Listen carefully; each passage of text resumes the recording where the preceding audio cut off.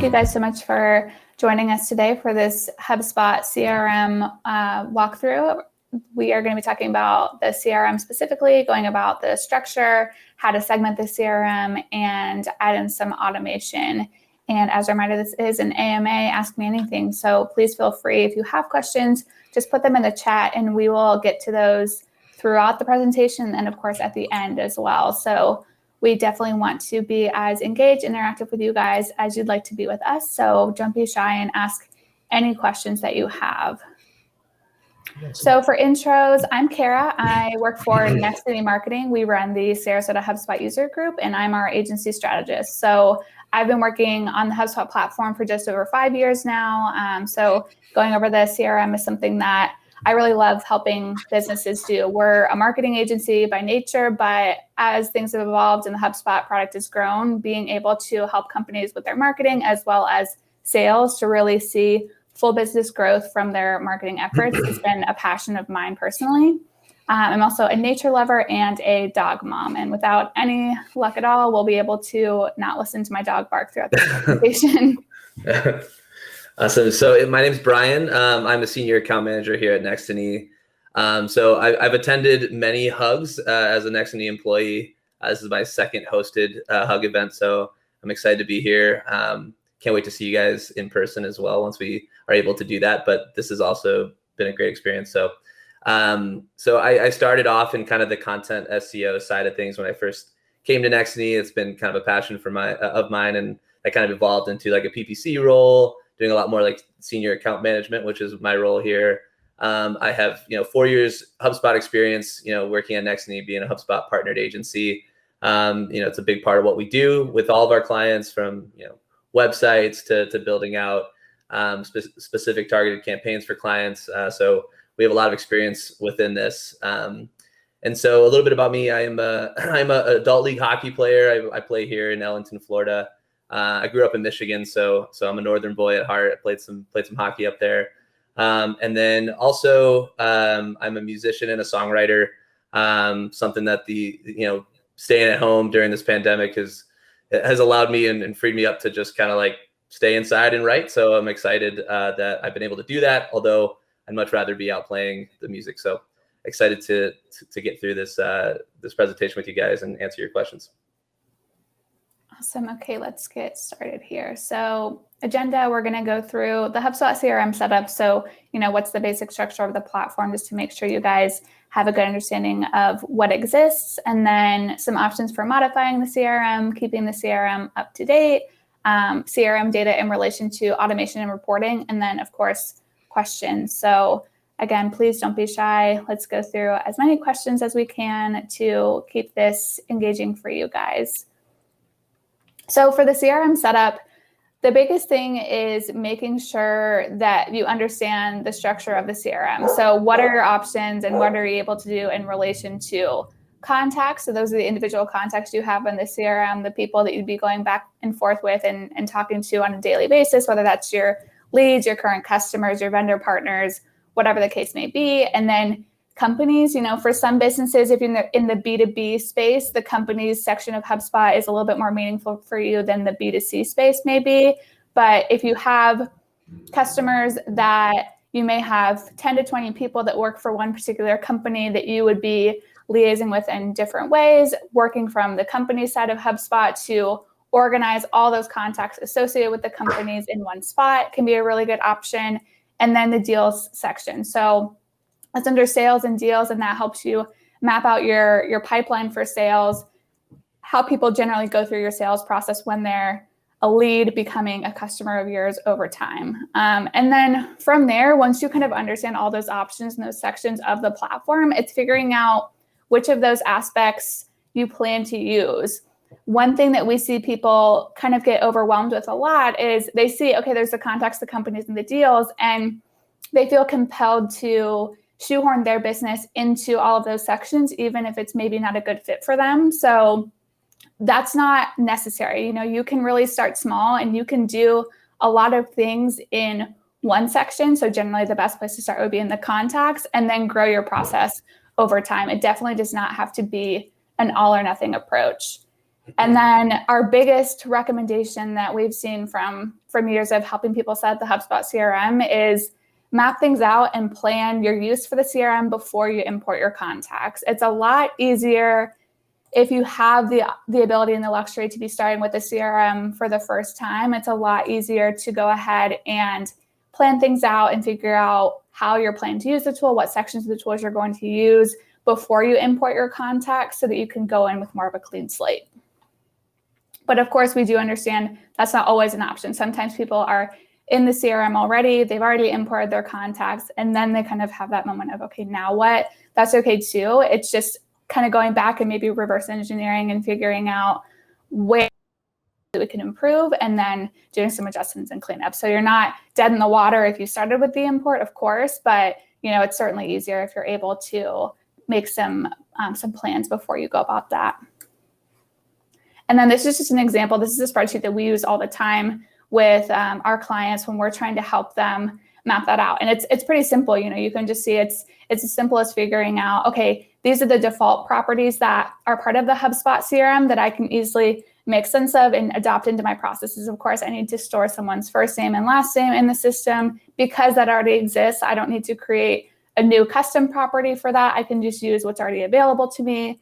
But then as I'm trying to customize it and figure out a particular way to use it for my business, that's when you can see these property A, B, and C options down here, because you have the ability to create custom properties in HubSpot that better align with your specific industry, your sales process, whatever the case may be, whatever information you need to store in a CRM setting, but that is not default available through the HubSpot platform. Any questions from that initial overview of just basic HubSpot CRM setup? And a reminder, you'll just put something in the chat if you have a question. Awesome. Okay. Brian, anything you want to add at all before I keep going?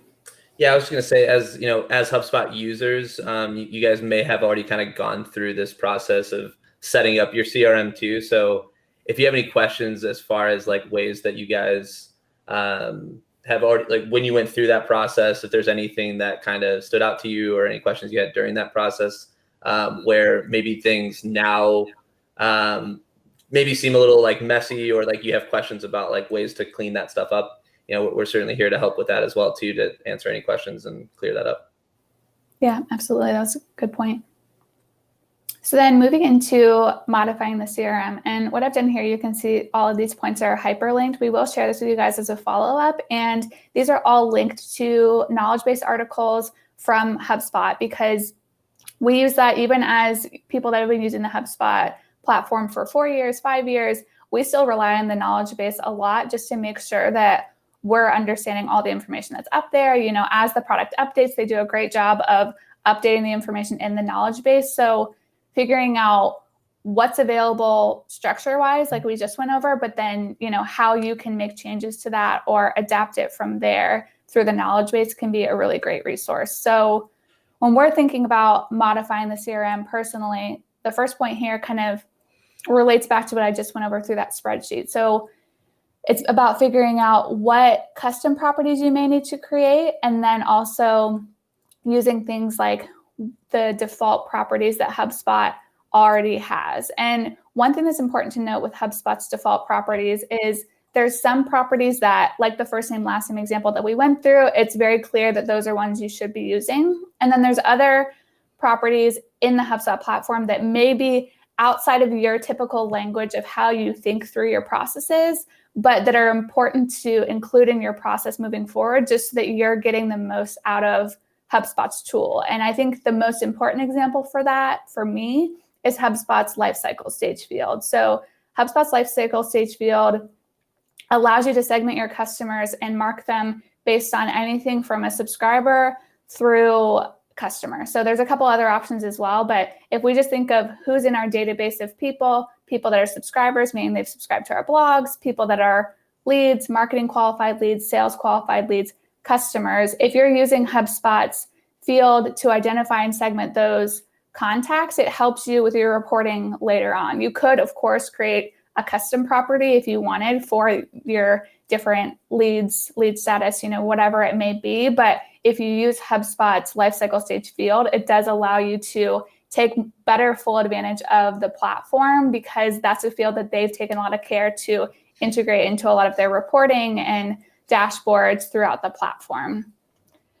And then customizing the about sections in the platform, that's kind of a time saver. So once you get to a place where you've mapped out your fields and you've gone through the process of either selecting those default properties or creating some of your custom properties, you can then, within the contact space, the company space, and the deal space, update the about section that appears on the left side in each contact record with whatever fields you've chosen to be part of your process. And again, that just helps streamline the use for you. So as you're going in there and updating those fields over time, it's a quick and easy way for you to see those properties. And then same thing with editing columns. So the main contact screen in HubSpot shows you various columns by default related to the information for contacts. But again, based on the fields that you've selected for those different contacts, you may decide to edit your columns to just make things a little bit more simplistic and easy for you to look at.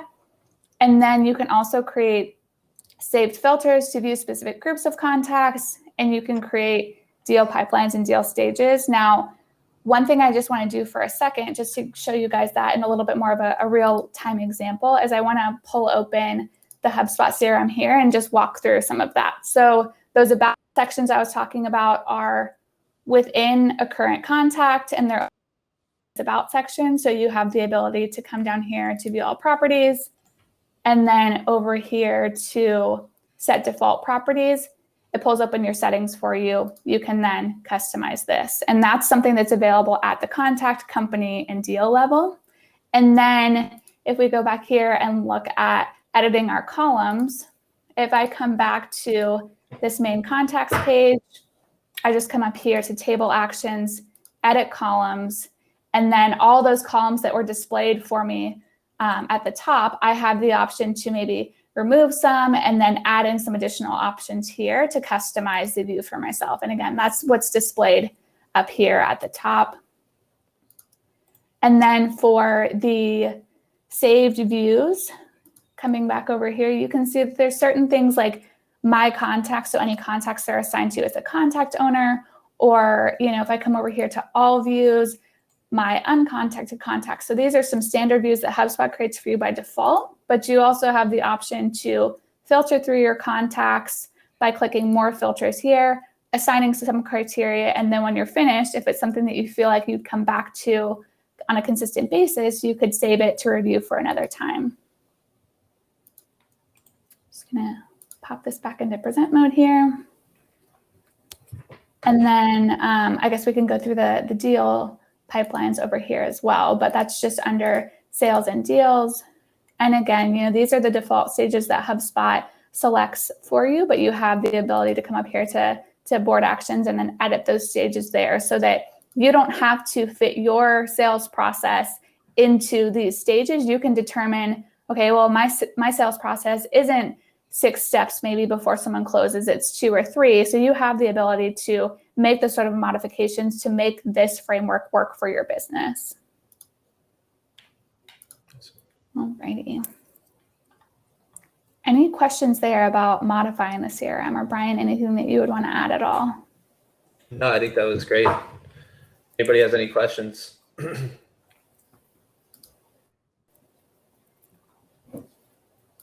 Okay. All right, I will keep going here then. So then keeping the CRM up to date. We have these questions here just because when it comes to keeping your CRM up to date, there's a lot of different factors. It's something that it really depends on your team, how you're going to be using the CRM. So these are the kind of things you want to think about when it comes to keeping your CRM up to date. So ask yourself things like, how are the contacts coming into my CRM? I've gone through the process of setting things up. I've got information in there that I'd like to store, but then how are people going to be adding those contacts? Are they coming in from manual entry? Is my team taking phone calls and then manually adding the contacts into the HubSpot CRM? Are they coming in from website form submissions? Are there other software integrations that I'm using that are part of the HubSpot app ecosystem, or have I created some sort of custom API that's pushing data into the HubSpot CRM? And how do I want to make sure that those records are being updated accurately with the information I need to store about the different contacts in my CRM? And then you also want to ask, okay, now that we know where all the contacts could possibly be coming from, is there a clear process for adding new contacts to the system or updating the existing ones? And more importantly, is my team completely clear on what fields we all agreed upon on the mapping exercise? Do they know how often they should be updating contacts in their fields?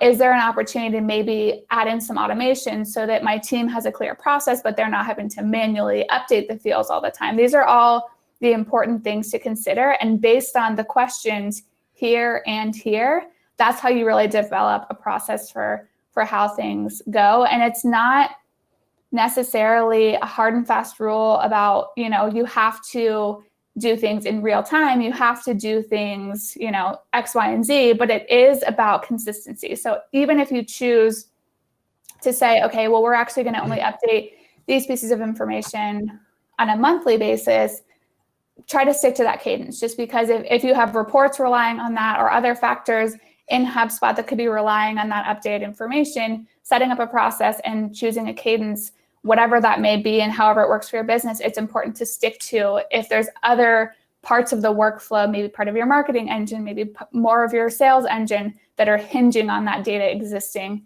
in the CRM. And then Brian, I'll let you take it away here with keeping things up to date with the HubSpot resources.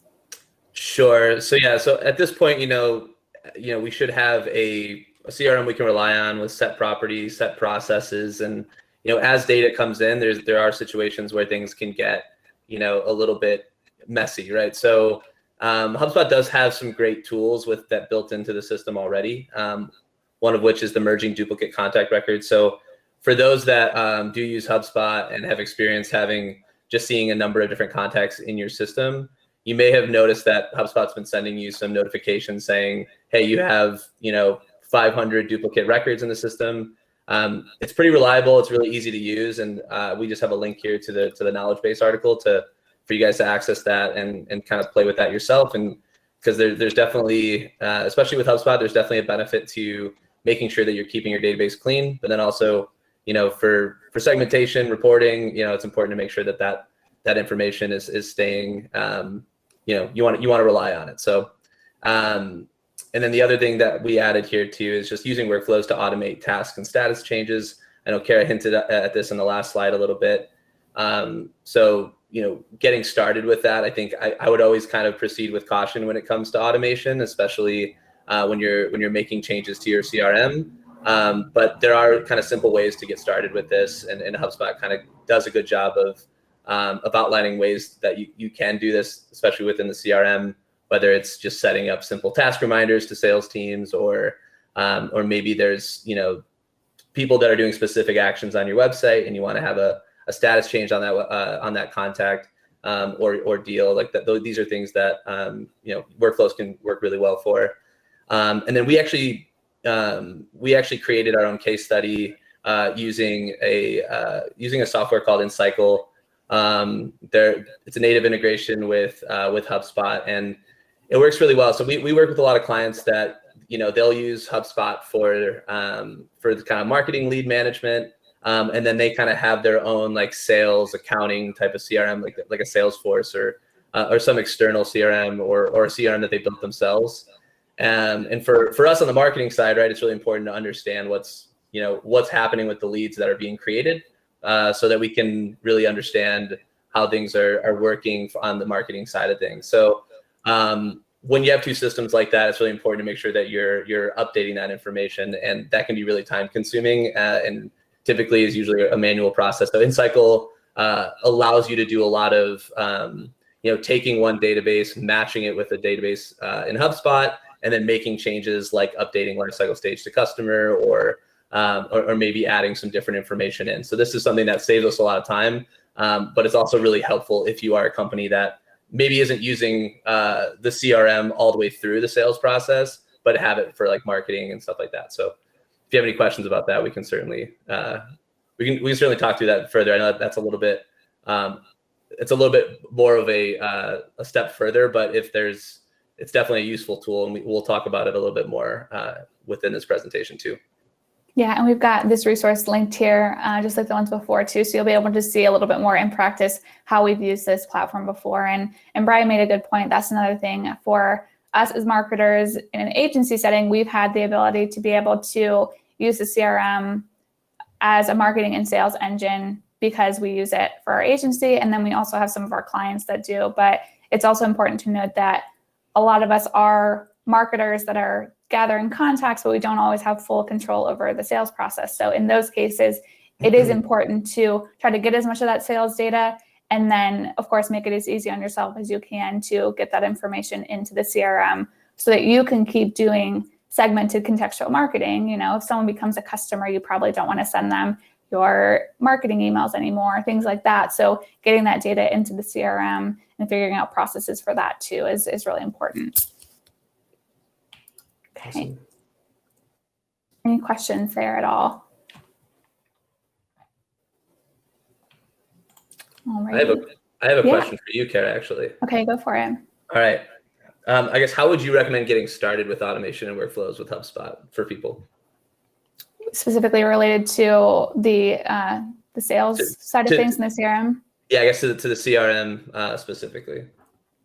No, I think that's a great question. So it's something that you could definitely get started on related to your different life cycle stages. So, you know, maybe after using the CRM for a while and you've got your website set up as well, you do simple things like, okay, anyone that fills out the contact us form on the website, we can use a workflow to update their lifecycle stage in HubSpot to a sales qualified lead. You know, for some businesses that might not be a great step, but trying to combine some of your marketing and sales processes and only send the most sales qualified leads to your sales team, integrating things like that can be a really helpful way to start understanding how the workflow tool works and then go from there.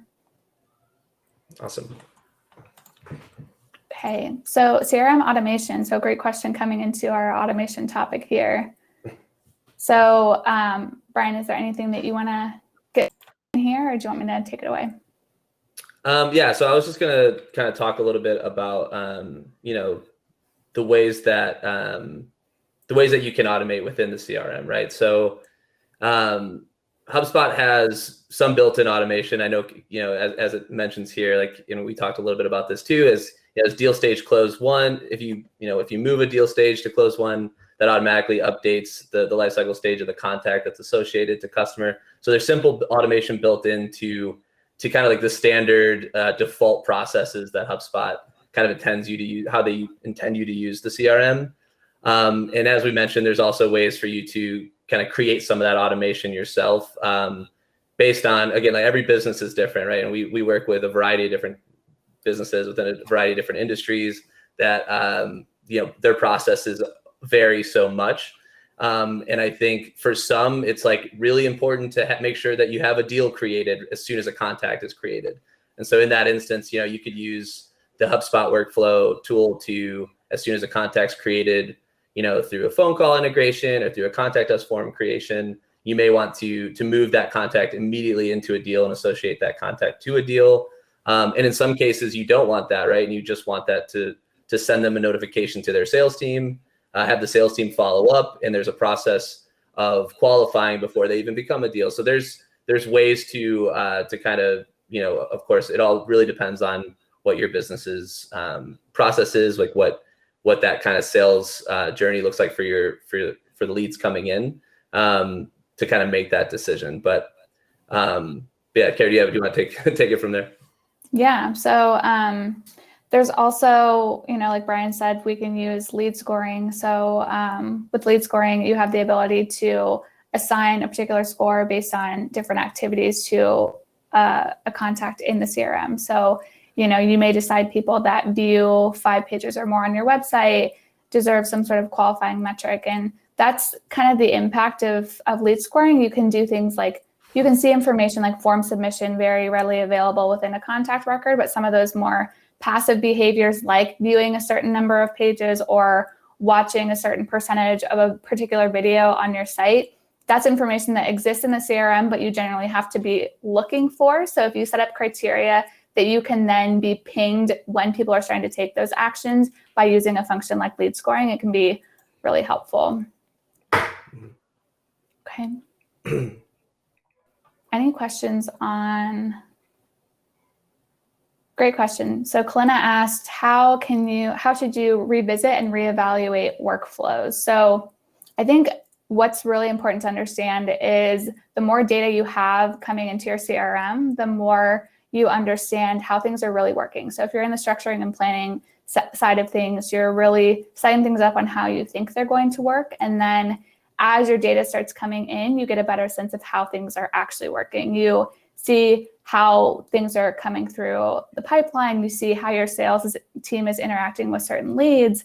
And then based on that, based on feedback from the sales team, you can start making those adjustments. I'd say, everyone's going to have a different lead flow based on the size of their business. So if you're getting, hundreds to thousands of leads going through your process in a shorter period of time, then I'd say you can probably revisit every 3 months or so kind of on a quarterly basis. And if it's something where you have a slower lead flow and it might take a longer sales cycle, because that's another thing to understand too, is you want to wait to see the full cycle of how your CRM structure is playing out. How are people going through the deal pipeline? How are they closing into customers?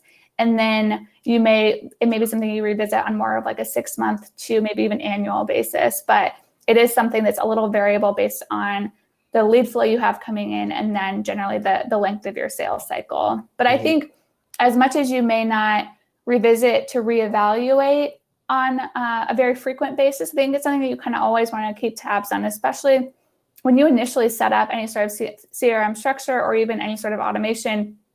Even if you're not going to be evaluating it to be making critical decisions and changes, I think just kind of keeping an eye on things and seeing how are things working? Are they working how I intended for them to work in the beginning stages of that data coming in is very important. Mm-hmm.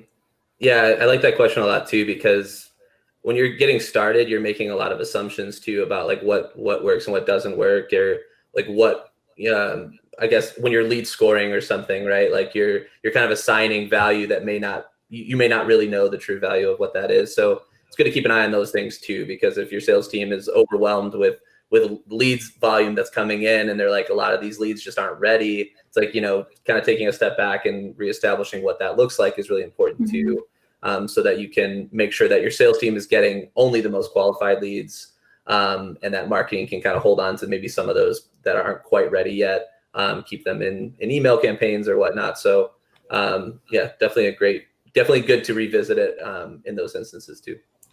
Yeah, no, that's a great point. All right.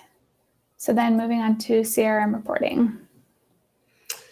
Awesome. Yeah. So, I mean, the whole point of setting up your CRM and having a CRM in the first place is so that you can actually rely on it for things, right? Like, so we don't like to just collect data for the sake of collecting data. We want to make sure that what we're collecting is, first of all, accurate and something that we can use, right? So reporting and segmentation, I would even add to this as well. We want to use this so that we can understand what's working, what's not working.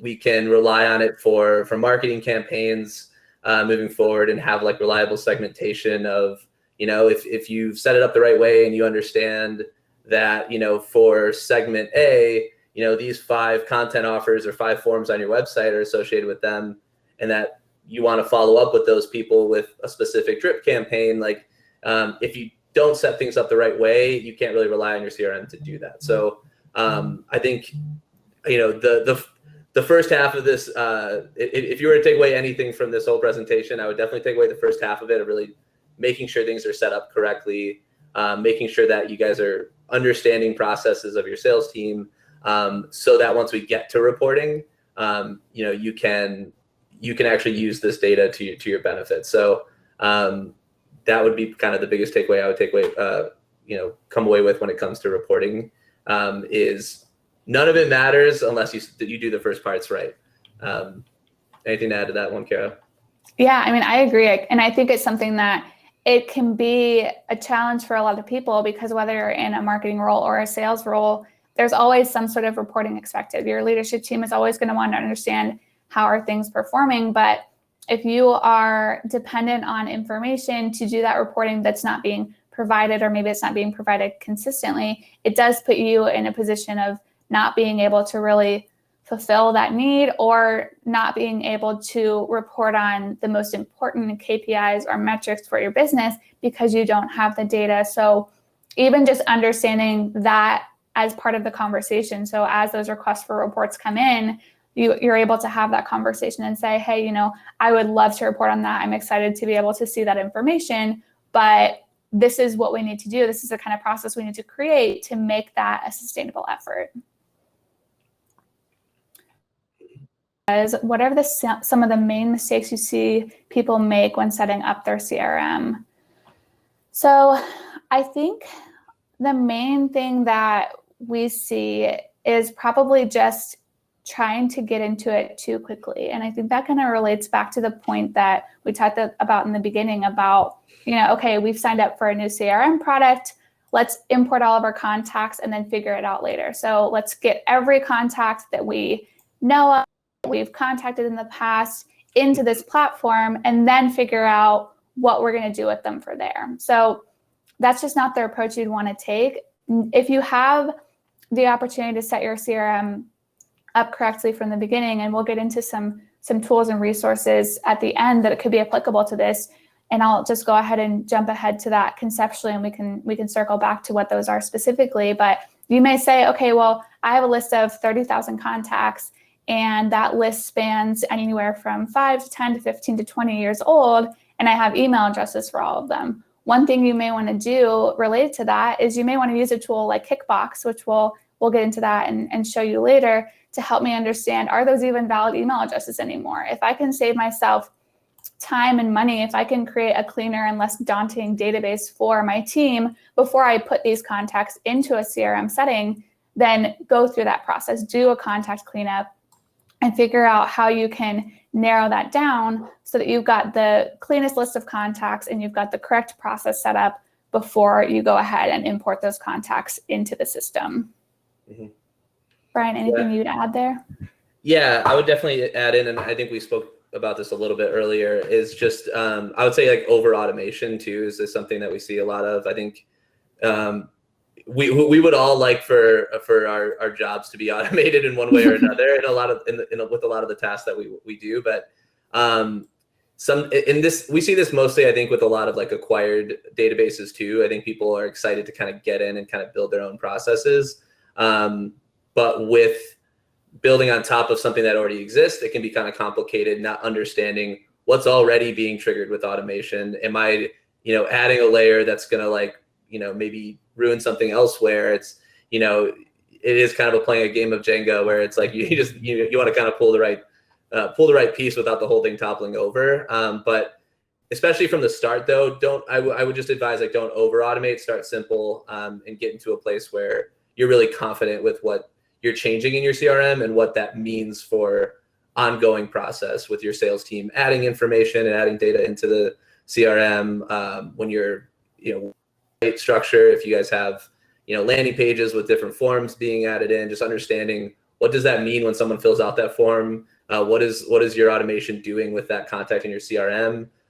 Even down to, to what like marketing components that you're automating them into, whether it's an email campaign or something too. So just enter with caution. I'm always gonna, I'll say that a couple more times by the end of this, I think, but that'd be my biggest takeaway.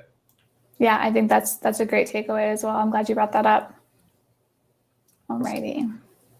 So then going on to some more depth in the CRM reporting. So this was about, how can you really set yourself up for success with reporting? And then this is getting into some more tactical ways of specifically getting those reports together within HubSpot. Yeah. And again, just some resources that we'll end up sharing with you guys too. So you guys can take a look at how to create some custom reports. Again, on the sales side, understanding the CRM processes, the deal stages. You can create reports that really help you, see how things are performing, see how things are moving through. But even down to we use a lot of integrations, like we already talked about InCycle. Databox is another partner of ours that has some really robust tools. We understand that as marketers and as salespeople, like we're not just using HubSpot in a lot of ways. We're using a lot of different software. We're using Google Analytics. We have Google Ads. We're using HubSpot. We're using Salesforce. Like there's so many different things that people use as part of their tech stack, and Databox is a really great way to create reports, kind of combining a lot of those different integrated tools, but also just kind of having all of that data kind of stored in one place that you can create some different visual reports. It is a really helpful tool. And then of course, kind of the basics, right? When it comes to reporting, is just understanding how to use lists and views, static versus active. There's, HubSpot, there's so many things that can happen with HubSpot. There's so many ways to segment contacts, and, active contacts that are cruising your website and doing specific things. You can do behavior-based lists like that, but also just simple, lists to understand, contacts in our database that aren't customers, right? I just want to know who are the prospects in our database. Getting started with some of the resources here is a good way to, just to get started. If you aren't familiar with lists and views in HubSpot, it's a really great place to start. Yeah, I agree. And sometimes looking at things conceptually in a list to figure out, okay, these are the contacts I hope to pull into a report, and then building that list up, figuring out and double checking, okay, my goal was to create a list of, customers that closed before 2017, validating that in list format to figure out, is that based on your filtering and your criteria, is that who you were able to pull together? And then if that's the case, going forward and building the report from there, just to make sure that you're displaying the right information in the report that you were intending to. Awesome. Okay. Any questions there related to reporting at all?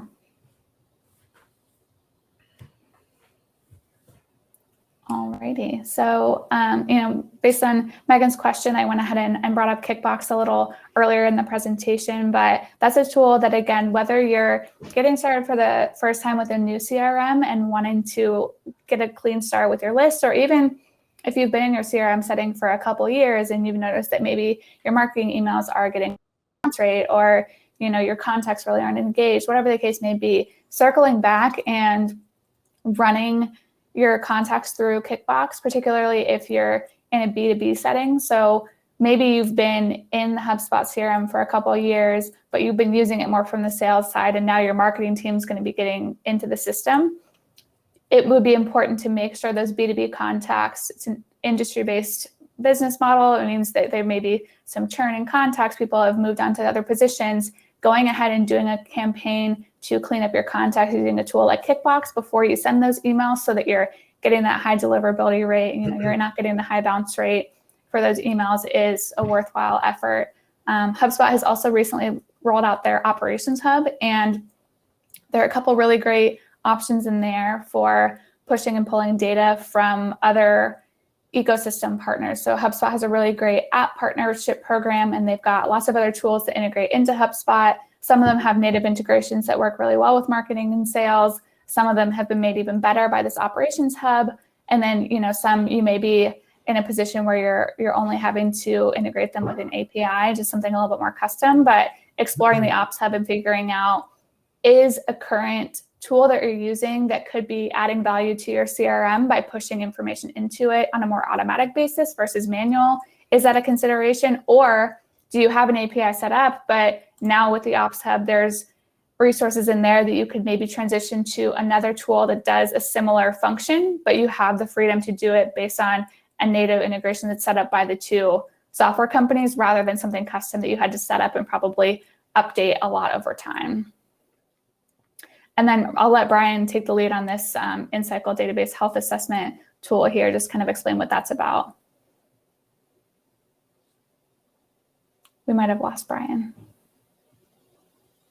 But InCycle, you'll have the link to this resource here, but InCycle is a software partner that we use. They help with database management, but they've recently rolled out this health assessment that just gives you a sense, just like it sounds, how healthy is your database? Are there some opportunities for cleaning things up, some room for consolidating or updating information, and you can run that through and connect to your HubSpot account directly to get a sense of what your data looks like. And then of course, outside CRM consultation can always be a great move, whether it's just from a strategy perspective and you want someone to have a fresh set of eyes or help you plan things out, or you really need someone to come on board to fully or update your CRM. HubSpot has a large partner of solution partners that are able to navigate these conversations and help you really figure out who is in your database, how can you update your database to really make it work better for your team.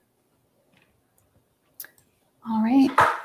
And that is it, guys. Thank you so much for joining us. If there are any additional questions, we do have a little bit more time. So, we've got another question here. When cleaning and verifying contact lists before importing them into HubSpot, what's your approach when data is in multiple tools, MailChimp, Constant Contact, spreadsheets, other CRMs, a unified list of clean contacts? That's a great question. It's a little complex, but I honestly think the best thing you can do to start is get all of your data from all of those different sources and pull them into one spreadsheet, and then just use that functionality of the spreadsheet to kind of compile records together. Brian, I know you've done a lot of that before, so I'll let you speak to that. Yeah, I think the old handy Google Sheets is always a way to manage that. But also, even if you just compile that all into one spreadsheet, if they do have the same email addresses and you're looking to import them in, HubSpot does use the unique identifier as the email address. So if there's multiple contacts from the multiple different tools, it could catch it that way. But also, as a safety net, I love using InCycle. I know we've mentioned that a couple times already, but InCycle is another great tool that'll kind of help you take a look at things before they get input and kind of let you know like what the duplicate records are before you import them in. But yeah, in some cases, kind of the old-fashioned spreadsheet cleanup is also can be helpful, even though it may be a little time-consuming. How is Kickbox different from InCycle? Sounds like we do the same thing. That's a great question, Megan. So Kickbox is about figuring out are deliverable in the first place. And I'll go ahead just here, since we're at the end, I'll pull up the two platforms so you can see things. But so this is Kickbox, and what it allows you to do is spreadsheet of contacts into this, and it'll tell you, and you can see kind of this here, it'll show you in green what contacts are still deliverable, meaning it's a valid email address, which ones are risky, which that information, to be honest, you can take it or leave it. Their definition of risky is something like, okay, is it an info at email address? So it's a group inbox versus an individual contacts inbox. So there might be a higher chance of bouncing. And then which contacts in red are undeliverable. So what that helps you do is if you import a list of 10,000 contacts into Kickbox, and then you get information back that those are risky and 500 are unknown or something that you shouldn't deliver to and won't be able to deliver to in the future, that allows you very quickly to clean 500 contacts off your list so that you can get started with a fresh set of data in your CRM. And then, Brian, I'll let you kind of explain InCycle there. Yeah, so InCycle allows you to do a lot of different things. So we use it for some very specific use cases, like I mentioned, being able to close the loop. And let's say you have a spreadsheet full of contacts that are closed customers that we just want to be able to match with contacts that are already in our database and kind of make some changes to those records. We can do that using InCycle, but also you can get like a full snapshot of just understanding the different like how healthy your database is and the way that they kind of build that criteria. We're going to share a resource with you as well. I know Kara mentioned it when I dropped out there for a second, but the CRM Data Grader, which is very similar to HubSpot's website grader, which just kind of shows you like information about, do you have incomplete data in specific properties? Are there unused fields in your database that you wouldn't have otherwise known about because there's no way to really know except for kind of doing a deep dive? How many contacts in your database have a free email provider, which may be something that's not, relevant for you if you're a B2B audience and qualifying them as having a business email address. So you can go really in depth with a lot of that. So you can, and again, we'll send some resources about InCycle because there is so much that you can do with it. But yeah, you can merge duplicate contact records in bulk, which is different than what you can do with HubSpot alone. So you can create the criteria for what defines a duplicate record, whether it's the same phone number, whether it's the same email address, or it's the same like first name, last name, which I wouldn't necessarily recommend doing that, but you can do that, and then create like terms for what becomes the master record in that case. You can do just basic things like consistent formatting. So maybe you imported a list of just like a bunch of like all the names are capitalized. With InCycle, you can format proper case so that it's just the first letter in the name is capitalized and everything else is lowercase. So yeah, a lot of things like that. But then importing, just doing like a bulk transformations of data. I could probably have a whole InCycle session just explaining how you can use it to kind of clean up your database. This is definitely whenever we are working with a client that is kind of needing help with the database management side of things, we almost always end up kind of leaning into InCycle for ways that we can help, because it certainly creates a lot of efficiencies with cleaning things up and helps you see things without making drastic changes. You can do a lot of things in preview. So, when it comes to a database, it's really scary. You don't want to jump in and just start deleting a bunch of things because you don't know what's affecting what. InCycle is kind of that nice environment. They create a really good environment for you to make some changes or test changes before actually implementing. Some of the benefits of using a CRM that keeps all of your data in one place. How is keeping that data updated and clean? How can you use that data to run better marketing and sales campaigns? It's a very loaded question, Gabriel, but we'll start from the top. So benefits of using a CRM that keeps all of your data in one place. So I think setting up a CRM that one place, and that means from, depending on the scope and the size of your business, if you've got a marketing team, a sales team, one thing we didn't get into much today, but that's also possible, is if you have a customer service team, setting up a CRM platform like HubSpot that allows all of those teams to work together in one platform is really great for long-term sustainability. So allowing to adapt unique processes within one platform that can sort of overlap and combine and complement each other lets all of those teams work at the most efficient capacity. So it allows marketing to have the ability to create the reports they need to create, segment the database in such a way that they're sending meaningful campaigns to segmented groups of people. The sales team is able to stay on top of their prospects to really understand how they're navigating websites, how they're interacting with marketing materials, to get those cues and signals of who are their most sales qualified leads so they can work the most efficiently.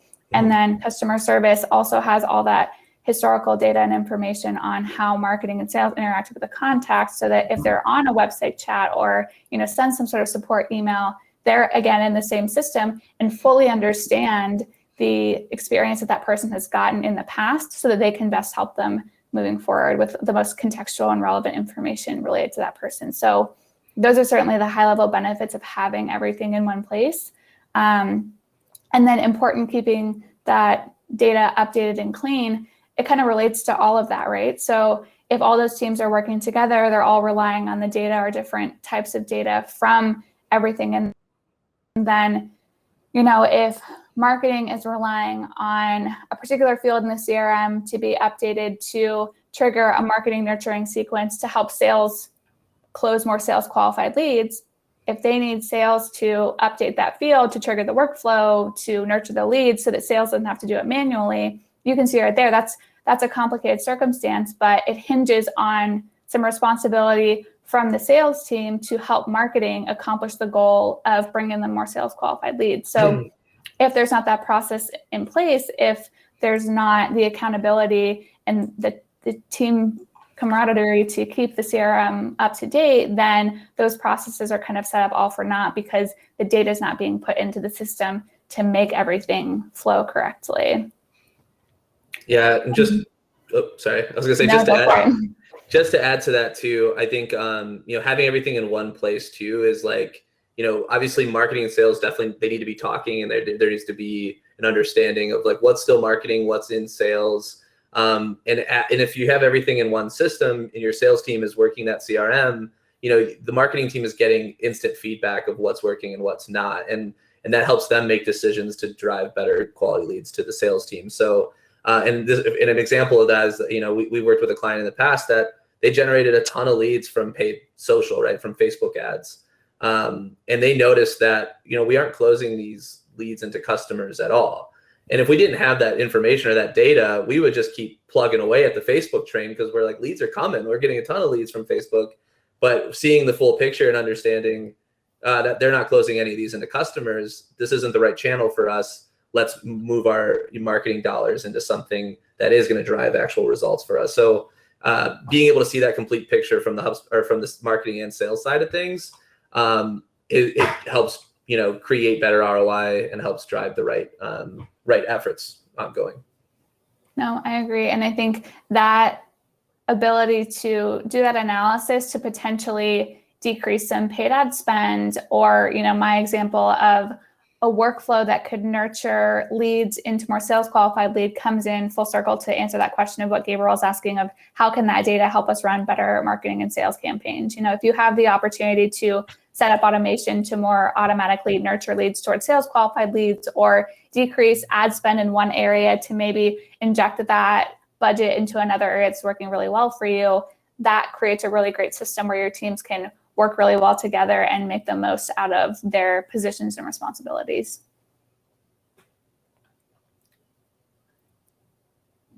So Gabriel wants to know if we can explain a little bit more about how InCycle CRM Grader works and how people can use it to keep their HubSpot CRM data clean.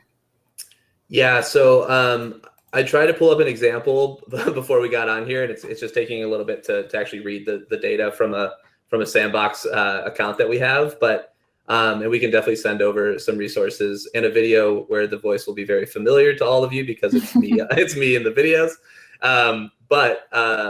Yeah, so the way that it works is it takes a bird's eye view at your data, and it spits out some information, some critical, some non-critical, and it helps understand, number of properties not being used. Like it creates a grading system based on what InCycle kind of deems as important CRM information, based on how things are set up in there. So, and how the data is actually in there. So if there's a lot of duplicate contacts, or if there's a lot of contacts with like missing phone numbers, like it'll give you that kind of information. But we can send over kind of specific examples of that as well, just to kind of help further that point. Awesome. Thanks, Brian. All right, guys. Well, we are coming to just the last couple minutes here. I really appreciate you guys taking the time to join us today. We will send over a follow-up with the recording, and we'll send over the presentation as well, just so that you guys have all those resource links that we've talked about. So thank you so much for joining. And of course, if you have any specific questions, you can always feel free to reach out to Brian or I or anyone else on the Nextiny team, and we'd be happy to help you kind of navigate and take a look at your HubSpot CRM. Awesome. Yeah, thanks, guys. Okay. Thanks, guys.